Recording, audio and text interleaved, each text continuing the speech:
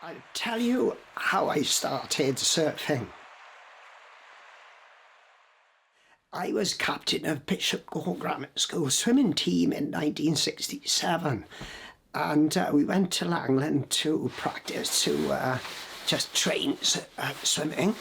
And a friend of mine who lives in Australia now kept nagging me, have a go on my board. He was one of the Langland locals. And anyway, I said, I don't want to have a go. I'll keep swimming. He said, have a go on my board. So in the end, I said, OK. So I remember paddling out at the reef in Langland, and I thought, am I allowed to swear?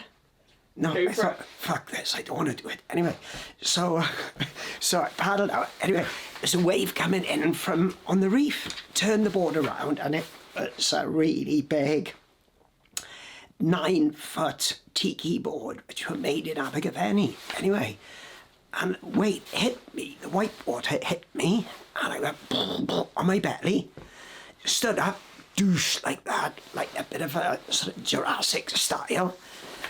And so I thought, oh my God, I love this. It just went from, didn't want to do it, it was like instant love, like falling in love. Surfing is living.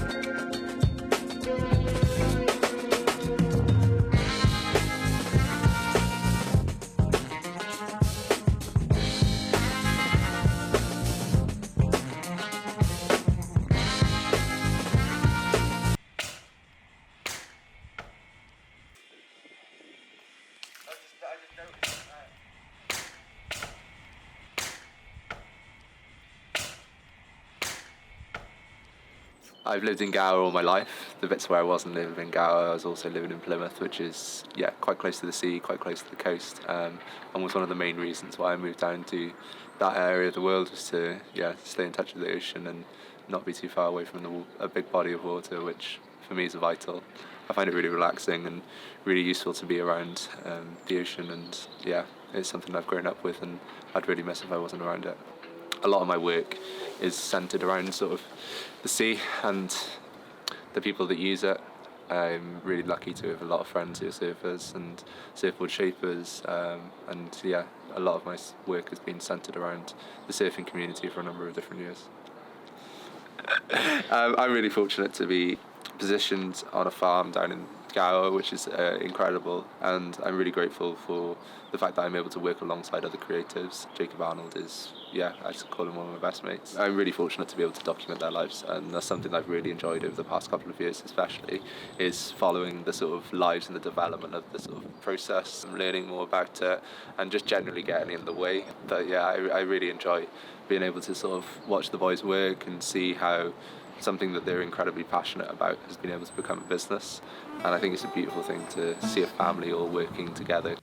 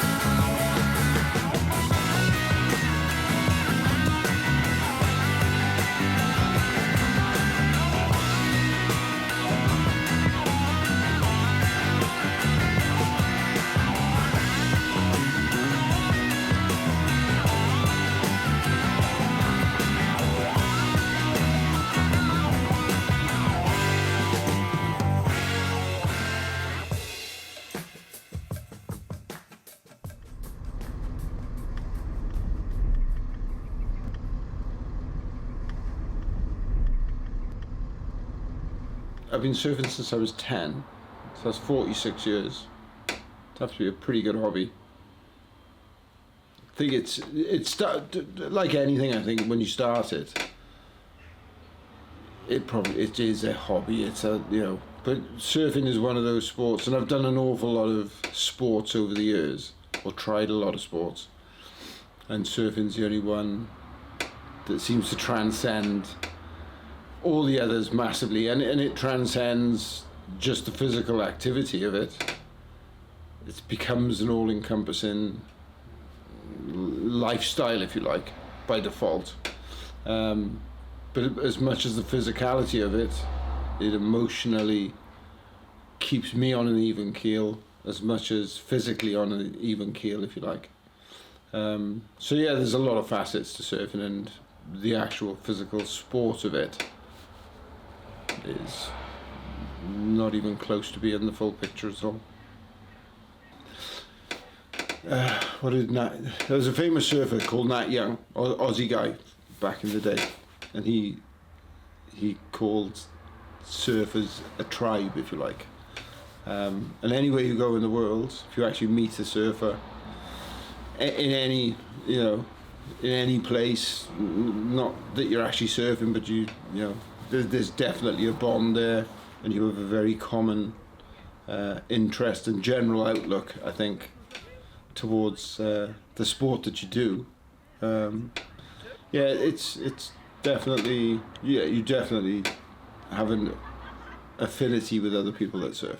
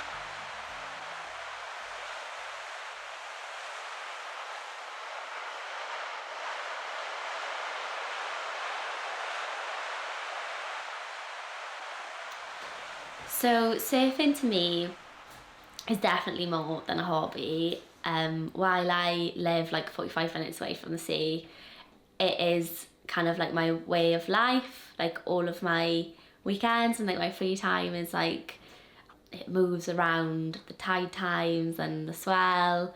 Like this weekend I've cancelled plans now because there's swell, so we'll go surfing.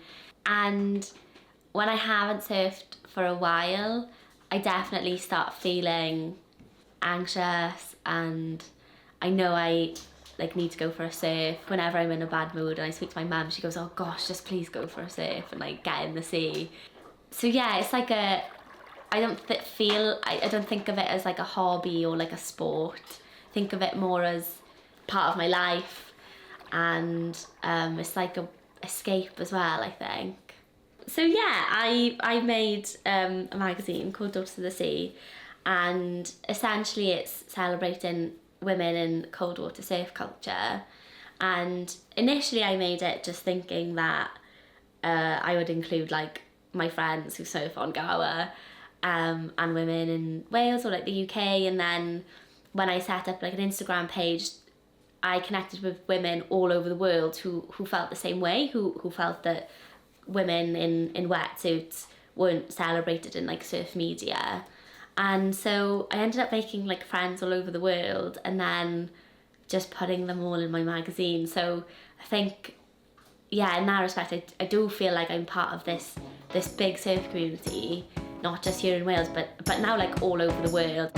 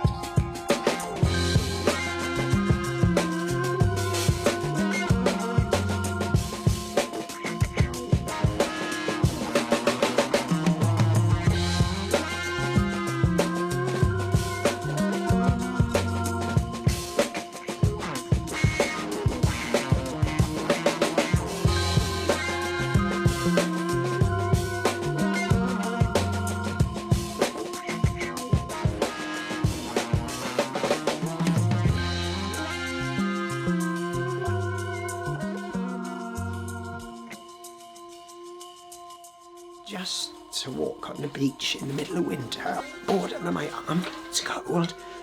I look around and I go, oh wow, look, breathe the air in. There's something deep about it, so it is a bit, it's quite religious, really. For me, it was a very, I gotta do it. If I got no money, I'm gonna do it. I'm just gonna keep surfing, you know?